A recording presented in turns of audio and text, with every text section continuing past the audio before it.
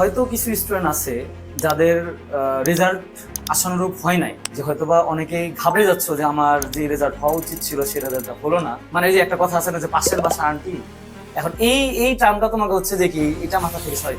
আর এটা আমি বলে দিচ্ছি না যে কলেজ একেবারে ফ্যাক্টর না, কলেজ অবশ্যই ফ্যাক্টর, কিন্তু অনেকে যেটা ভাবো যে কলেজটাই মনে হয় প্রাধান্য, মানে কলেজটাই একমাত্র, এটা না।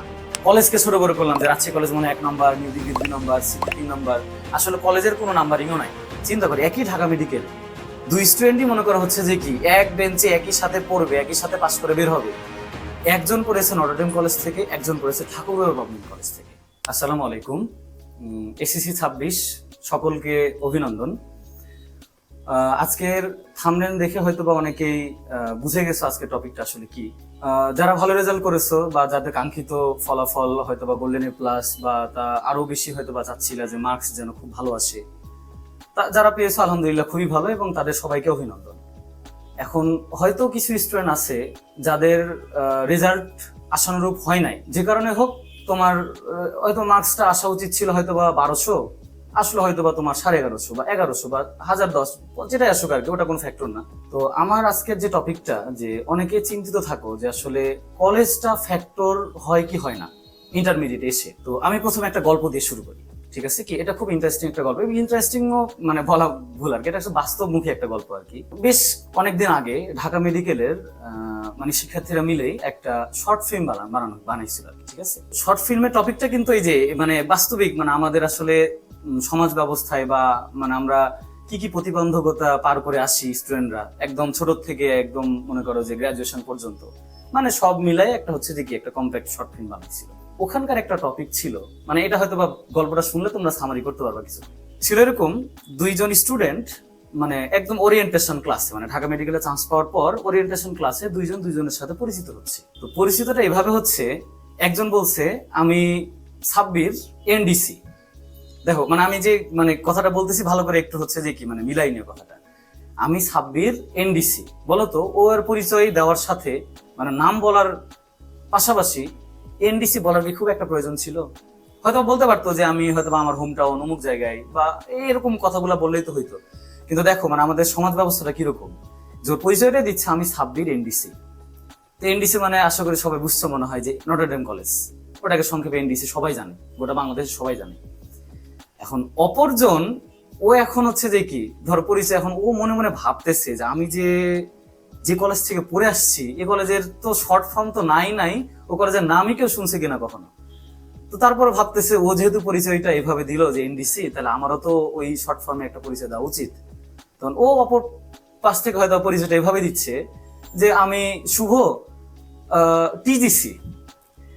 চিন্তা করে এখানে কাহিনীটা কি, যে যে এনডিসি বললো ও কিন্তু পাল্টা কোশ্চিন, মানে ওকে কিন্তু পাল্টা কোশ্চিন আর করে নাই যে হচ্ছে যে কি এনডিসি মানে কি, কিন্তু ও হচ্ছে যে কি এখন পাল্টা কোশ্চিন একে করতে হয়েছে যে আসলে টিজিসি মানে কি।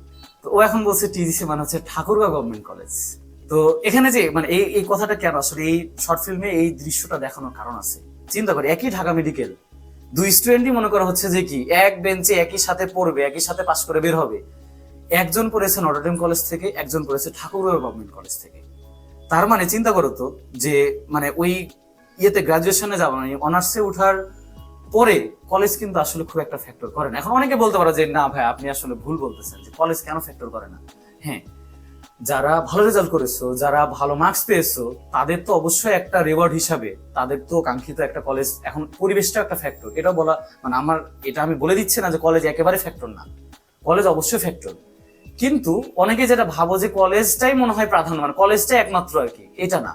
ঠিক আছে কি? কারণ অনেক আমার চোখে দেখা হচ্ছে যে অনেক স্টুডেন্ট, আমার নিজের স্টুডেন্টদেরও যদি তোমাকে উদাহরণ দিই, রাজশাহীর স্টুডেন্টদের কথাই যদি বলি, রাজশাহী কলেজ থেকেও বুয়েটে চান্স প্রাপ্ত আছে, নিউ ডিগ্রি কলেজ থেকেও বুয়েটে চান্স প্রাপ্ত কলেজ আছে, তোমার সিটি কলেজ থেকেও বুয়েটে চান্স পেয়েছে, কামরুজ্জামান কলেজ থেকেও বুয়েটে চান্স, এবং রিসেন্ট হচ্ছে যে কি বরেন্দ্র কলেজ থেকেও হচ্ছে যে কি বুয়েটে চান্স। তাহলে একটা জিনিস চিন্তা করো তো, এখানে যে বরেন্দ্র, আমি আসলে কোনো কলেজকে ছোট বড় করতেছি না, আবার এটা ভাবিও না যে হচ্ছে যে কি মানে আমি আবার কলেজকে ছোট বড় করলাম যে রাজশাহী কলেজ মনে 1 নম্বর, নিউ ডিগ্রি 2 নম্বর, সিটি 3 নম্বর। আসলে কলেজের কোনো নাম্বারিংও নাই, এটা বোর্ড থেকেও দেখবা যে এরকম কোনো র্যাঙ্কিংও নাই যে এই কলেজ এত এই কলেজ এত, এটাও কিন্তু নাই। কিন্তু জাস্ট মানে আমাদের সমাজ ব্যবস্থায় যেটা হয়ে গেছে, মানে এই যে একটা কথা আছে না যে পাশের বাসা আন্টি, এখন এই টার্মটা তোমাকে হচ্ছে যে কি এটা মাথা থেকে সরাইতে হবে। পাশের বাসার আন্টি তোমাকে অনেক কিছুই বলবে, তোমার বাসায় এসে অনেক কিছু বুঝাবে, তোমার বাসাতে এটাও বোঝানো লাগবে কোনো কারণে যদি পাশের বাসার আন্টির জন্য কথার কথা একটা স্টুডেন্টের একটা অঘটন ঘটে গেল, ওর বাচ্চাকে কি তোমার এক দত্তক দিয়ে যাবে তোমার তোমার বাবা মাকে? এটা কখনোই না।